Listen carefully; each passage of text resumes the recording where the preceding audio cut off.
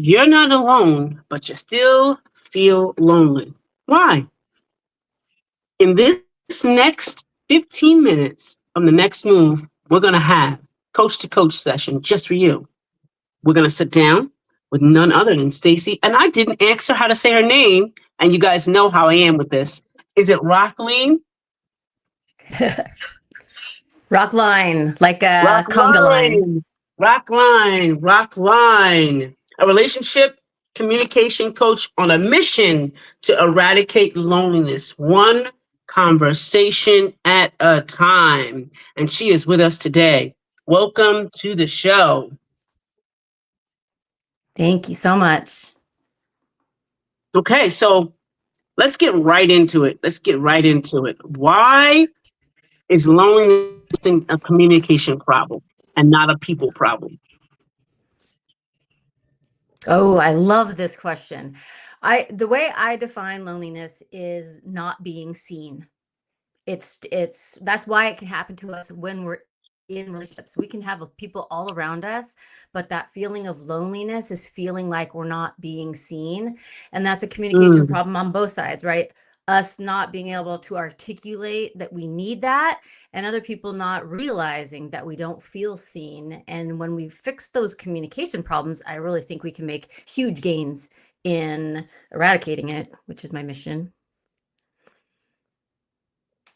you come about with the eradication part? That's what I wanted to ask you. How did you come across that? What happened that made you think about that?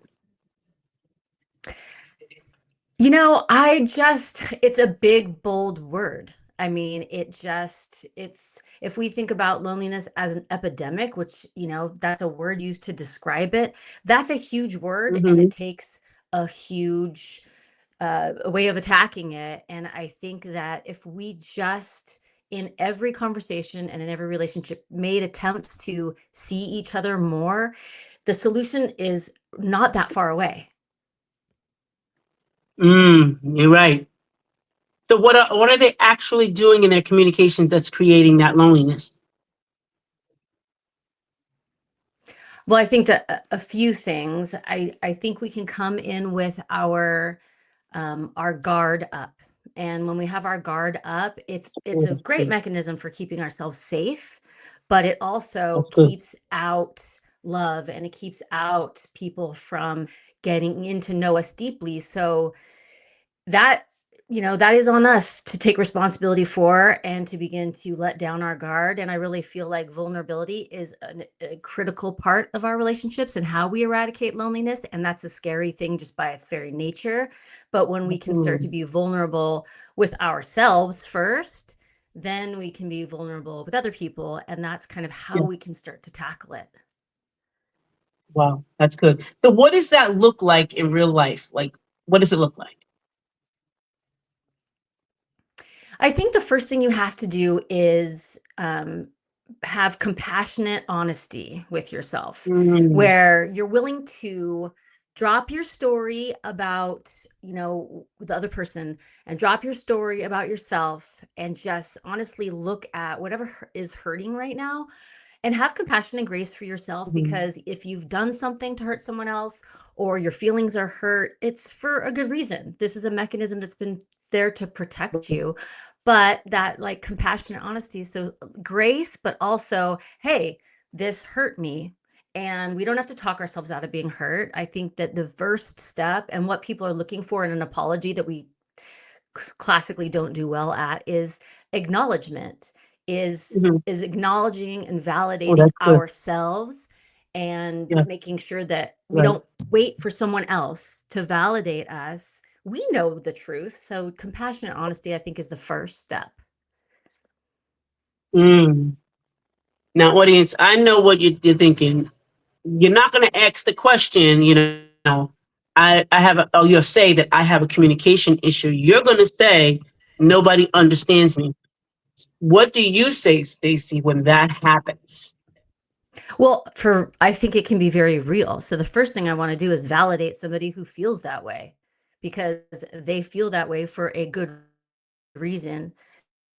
They aren't being understood. And so the first thing I would always say is go back and acknowledge yourself, be be your own best support first, and then start to change the rules in your relationships about what you expect from other people.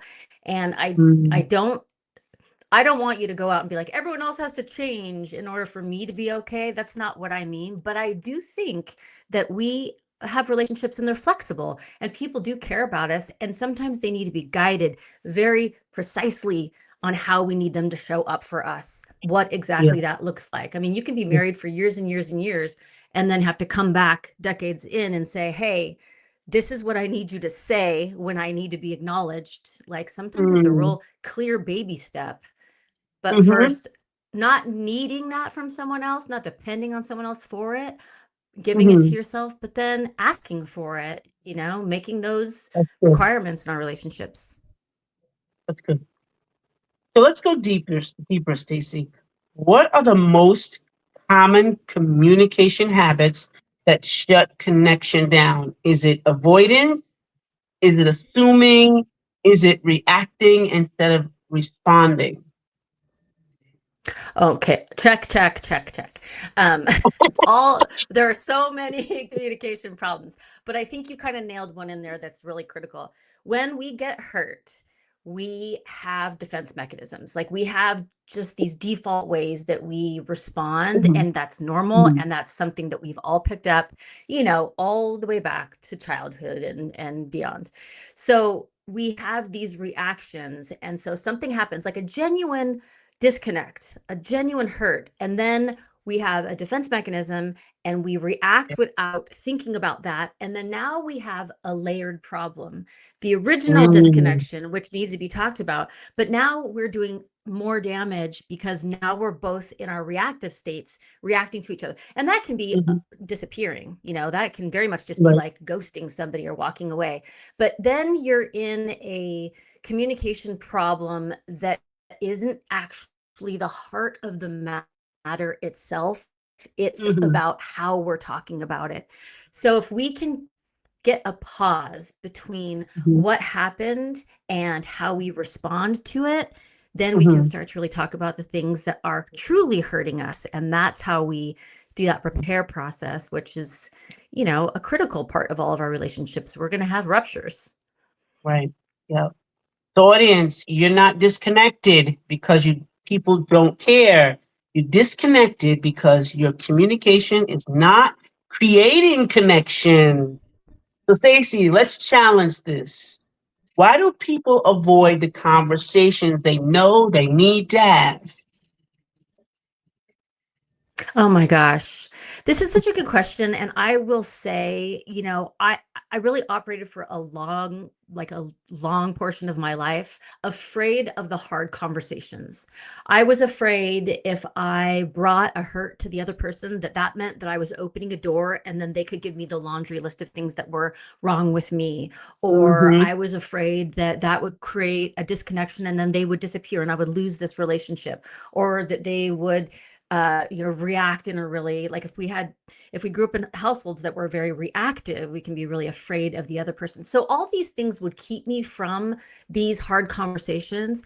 But Mm-hmm. when you start having them, the relief that happens on the other side of a hard conversation, where people had the chance to explain themselves or to apologize or to figure out, how do we not repeat this? What boundary do we need to create now so we don't do this again?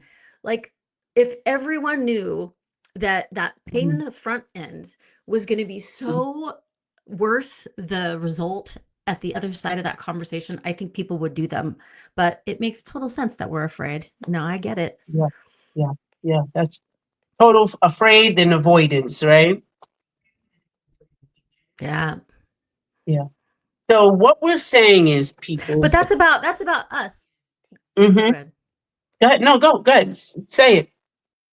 I was just gonna say that's about us. Like all the things that keep us from having hard conversations, we think they're about the other person, but if we really take that in and examine it, it's always about Mm-hmm. us. And that's a really Yeah. empowering thing to know, is that what's keeping me from this hard conversation really is my fear of judgment or Yeah. reaction or Yeah. relationship disconnection or whatever. And that just kind of flips the script. Now, if it's something that is just about me, okay, I can work with Mm, that. I can move past that. And that puts the power back in our hands, which I think is really important so that we go in and we feel empowered when we're having those mhm. conversations. Yes, yes. So what we're saying, audience, is people would rather protect, to be comfortable, right? Then they create connection. And that's what we're saying about those relationship patterns that we keep repeating. We need to end them. And it's really easy. We're just getting a whole lot of shifts that we need. I love that what Stacy's saying. So Stacy, let's give them something real. What is one communication Okay. shift someone can make today that would immediately improve a relationship? Okay. The probably the most important thing I would recommend is to create a pause. When you have a hurt or you just feel Mhm. yourself activated. It could be something you did. It could be something someone else did. I don't know. You know how it feels. If you feel it in your body, create a pause right there. If you can stop and give yourself minutes, whatever, 20 minutes, 2 Right. minutes to really think about what happened. And I love the prompt, the story I'm telling myself is, because that Right. helps you see what you're making out of it and what Hmm. really happened. That pause changes everything. Like that'll change every conversation you ever have, because you will get a chance to stop your reactive patterns and really get Hmm. to the root of what hurt you or how you think you hurt someone else, and then you will prevent them from having a reaction to you because you were able to approach it in a way that was really mindful and that you had a chance to sort of think through. So just a pause. I mean, if a pause before any conversation, that'll change the landscape of your relationships everywhere. Absolutely. Absolutely. Now talking directly to you, audience. Question: where are you avoiding a real conversation? Where are you expecting people to read your mind instead of speaking clearly? Where are you shutting down and getting indifferent, and pulling away instead of communicating what you really need? Your loneliness is not random, it's patterned. So thank you, Stacy, so much for getting us out of the box and making us think and challenging us a little bit. What's the last words you would say to someone who's out there wanting to break this pattern that you didn't tell them before? Yeah, yeah. Um, Lean into vulnerability. It is Hmm. scary, it feels a little risky, but we all crave being truly seen and Yeah. having some depth in our relationships, and a lot of times we have to go first with vulnerability, which is Hmm. scary, but Hmm. lean into it, because if you look at the relationships in your life that are really meaningful, you will see it is because you have vulnerability with protective boundaries in place Yeah. so that it feels enough safe to be able to really show yourself to someone. So that's what I would Awesome. say. Awesomeness. Well, patterns can be broken, and only if you interrupt them. That's what my guest today, Stacy, is saying. Yes. You heard the insight. Now let's stop talking about it and let's do it. If you're tired of surface level relationships, miscommunication, and feeling disconnected, and you're ready to change how you show up, you need a strategy. Stacy can give it to you, or I can give it to you at our Right next on. session. We're going to be connected, so make sure you leave a question if you want. Speak to Stacy or speak to me. We'll identify the pattern, shift your mindset, and give you a direction that actually changes your relationship and your results.